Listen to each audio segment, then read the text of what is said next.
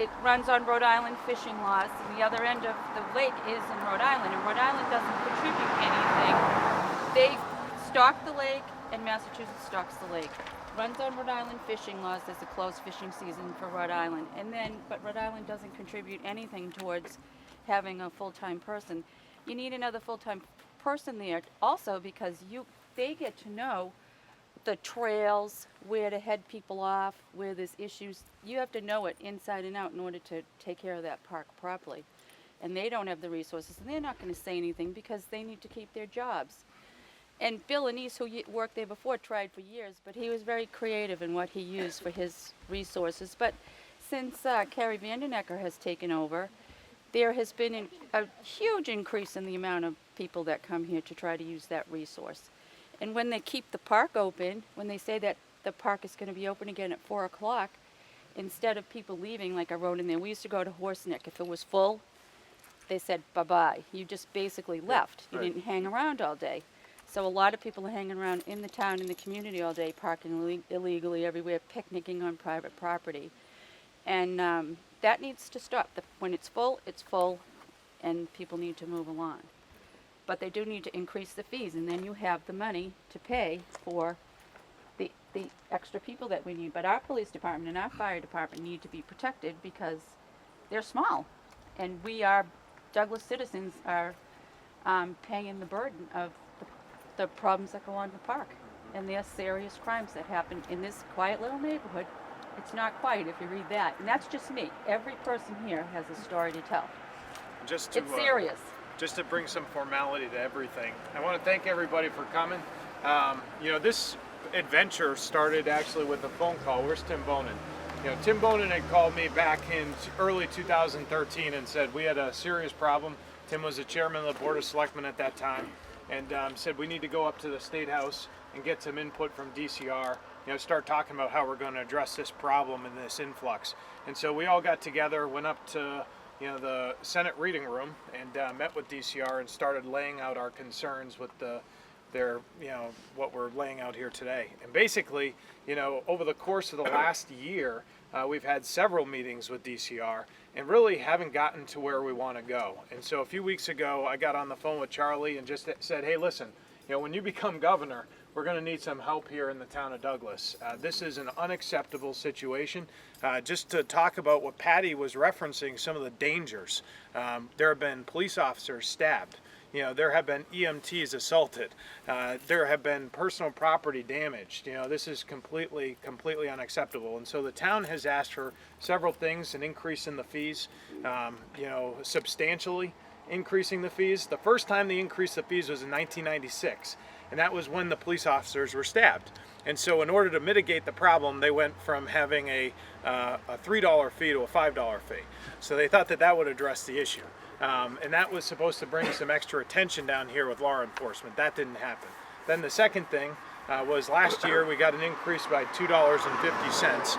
And obviously it hasn't worked. And subsequently, towns surrounding, in order to prepare for the influx in their town, the town of Sutton raised their fees at their local beach for outside residents. The town of Webster did the same exact. From what to what? For Sutton, it was $5 a day. It's now $10 to get in if you're an outside resident. And for Webster, it was a similar situation. Analogous. I thought Webster was more significant. 20? Yeah, Webster's pretty steep. And pay $20 a day, and we're residents of this town. Yep. We can't go here. Exactly. And it's $20 a day. Guess what? It's beautiful. It's clean. There's no problems there. I feel safe letting my little grandson play. Yeah. After the really culminating point for me is I took a ride down here with the police chief and was shocked on July 4th, 2013, the amount of people that were queued up here. I came around 5 in the morning, and I guess it had been that way since 3 in the morning. And so, you have the local problem, but also... When did they open the doors? Not till, I believe, I think it's 8 o'clock. And like that, they do open early to allow people in. yeah. They allow them to queue up down the bottom to keep the congestion off the but road. the It's most still shocking- on the road, though. The most shocking point of the whole thing for me is when I looked at the license plates. 90% of the license plates are from Rhode Island. They're not Massachusetts residents. And so that really blew my mind. And then when we got into the park, which is beautiful, just the entire face of the park has changed. And that's, to me, you know, something that needs to be addressed. I just want to identify some people. We have Mike Hughes, the chairman of the Board of Selectmen here, Tim Bonin, who's on the Board of Selectmen. We've got 3 candidates for state representative, and obviously Charlie's running for governor. The reason why I point that out is we're going to deal with this. You know, January 2015, once we start the new legislative session, this is top priority. And we want to make sure that this situation is not just mitigated, that it's taken care of once and for all. So I'm going to turn it over to Charlie. Anybody who wants to ask any question, tells any stories, please do. We're going to put this up on municipal access so the town of Douglas is aware of what's going on and the fact that we're going to take care of this problem. Proactive. Yeah. Well, thank you, Ryan, and thanks for having me out here. And by the way, I was talking to Tim about this a little earlier, and he said, you know, we're just looking for someone in state government who will be a partner to our communities. And I looked at him and I said, well, maybe you should have a governor who's actually served as a local member of his or her Board of Selectmen. Maybe you should have a lieutenant governor who served as a member of her Board of Selectmen. Now, where would you find that? Charlie Baker and Karen Polito. We both served as members of our local Board of Selectmen. I consider one of the fundamental jobs. Rhode Island. I consider Rhode Island license plate. I mean, I consider one of the fundamental opportunities as governor is to work with local communities to solve shared problems. And when Ryan called me and told me about this, the first thing I said to him as he was describing it to me was, well, why don't we just raise the fees for people from outside Massachusetts? And Ryan said, sounds like a good idea. Very logical. And simple. and not that complicated. And by the way, we do that with, if you think about the way we, I mean, how does tuition work for public higher ed in Massachusetts? You have an in-state price for people who live in Massachusetts, pay taxes in Massachusetts, support public higher ed in Massachusetts. You have an out-of-state price for tuition. I think on a discretionary basis, whenever a situation like this, the obvious solution would be to raise the price tag for folks from outside the Commonwealth. I also think your concern about the sort of everyone one in, one out, and the fact that just encourages people to hang around until they have an opportunity to get in, you know, that's one that ought to be solved as well. And I think that's just a classic example of you use good judgment to make the decisions that make the most sense for the local community. And I, as governor, I would support making both of those changes out here. That seems like frankly, it seems like a no-brainer. If we do it in January, it probably won't help in January, but at least we'll set the table a little bit with respect to what ought to happen in the spring. You know, this season's winding down, but we need to resolve this going into next season. Yeah. You know, what was disturbing is we did send an invitation to the commissioner of DCR to come to our last selectmen's meeting, and he chose not to respond until the day before the meeting to let us know he wasn't going to be there. And that was like 6 weeks that we sent the letter in advance of that meeting without a response. And it, you know, the letter was, you know, somewhat condescending, and we didn't really, the tone of the letter was like, okay guys, you know, we did as much as we're going to do, and we'll see you at the end of the season. You know, and what we were requesting was one simple We'll see thing. him at the beginning of the next season. How's that? And we're asking for one simple thing. Please shut the park down once it's full, because reopening was creating too much havoc, and he refused to even respond to that one request. Which is contrary. Ryan had mentioned our meeting in the Senate reading room. There was a few of us that went up there and represented the town and the town's interests. And we made it abundantly clear that we would work with DCR, continue to be partners with them, but if their solutions weren't solving things, that we would fix them. And that was the understanding, but we've had a few commissioners since then, and the tone of that letter telling us the day before that they weren't going to come even work with us or even listen to us again was incredibly frustrating. So we're thrilled that you're here today. Well, that also seems like a pretty easy. I mean, again, common sense would dictate that.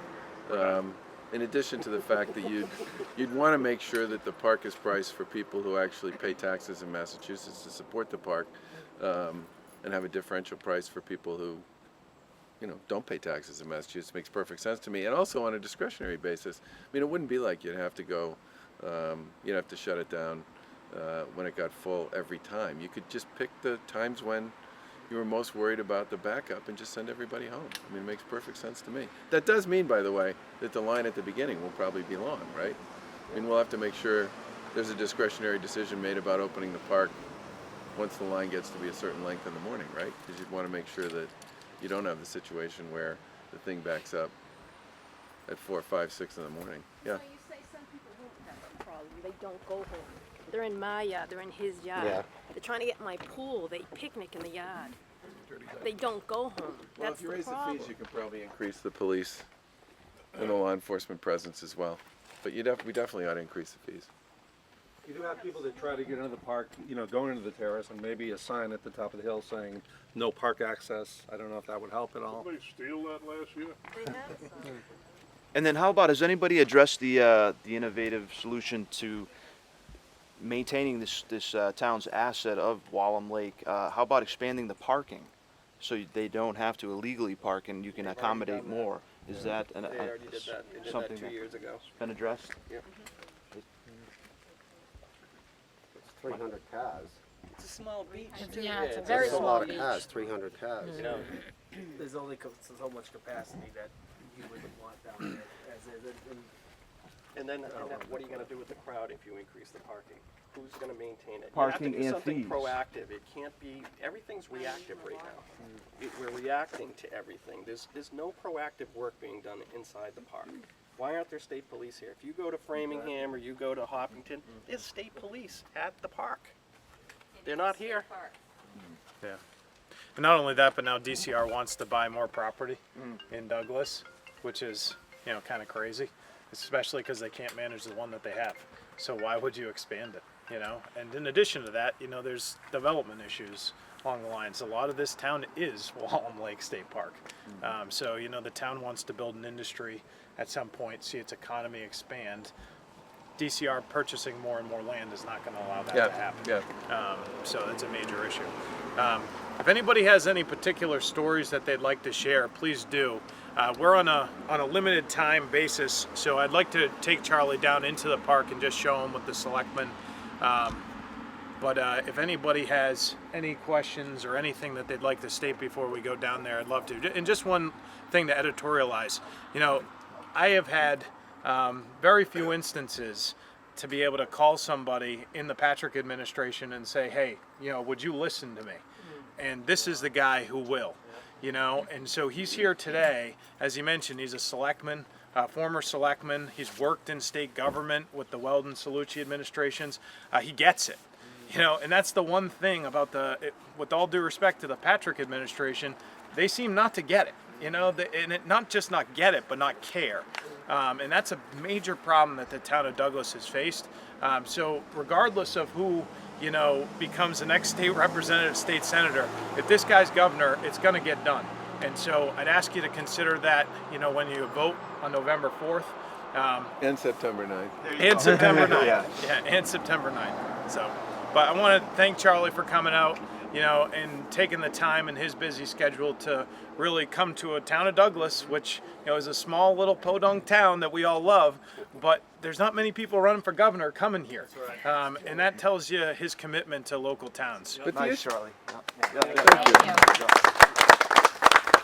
But the issue you raise here, which is one that has to do with the state's relationship with the local community. I mean, you know, haven't been a local official and a state official. I say all the time, I've seen this movie through both ends of the telescope, and I think it's really important that the state, particularly when they're dealing with one of their assets that's located in this community, the Commonwealth has to take what's going on in your community seriously, and it has to be willing to show up when you're having a conversation about that and be willing to work with you to fix the issues and the problems you have. I can't imagine what it would be like to own a house somewhere along this road, end up dealing with a situation where you got to spend The bucket your patrol. weekends, your weekends in the summer.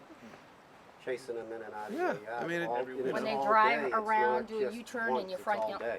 lawn, yeah, it's not pleasant. Sometimes you can't leave because you have to protect your own property. It's Or that you can't serious. leave Yeah, because right. they And you won't can't let you leave down because the they won't road. let you out. The best story, I think, is when Patty, I think your mom had a stroke and she couldn't get out of her driveway for over 15 minutes trying to.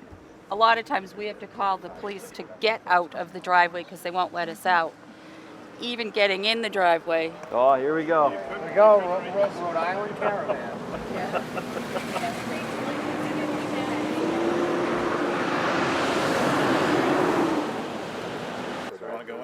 Yeah, I would like to go, and I want to thank you all for coming out this morning as well, and I can tell you point blank that having been a local official, and I say all the time that, you know, when you're on your board of selectmen, everybody knows where you live, they know your phone number, they know what sports your kids play and what fields you're going to be on, they know where you get your coffee on a Saturday morning and what time you're going to show up. You are accountable.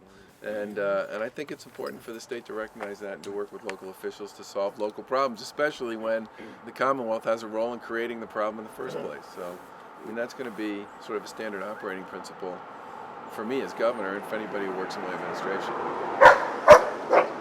Well, that got my attention. And again, drug sniffing dogs with some of these guys. Yeah. Yeah, serious business, Charlie. Are you aware that they had a May Day down there on the 4th of July weekend where one of our EMTs was hurt and the police were pushed, and they were down there celebrating the release of one of their friends from prison. There's another caravan. I think Selectman Kevin, Charlie, Selectman Kevin Morris, Kevin Morris has said it. This is the prime place for people to come for their get out of prison parties. This is it. Hate to quote Kevin. that's like 10 cars in a row with one New Jersey plate as well. See nothing. Yeah, okay. See what it's like. All right. Okay.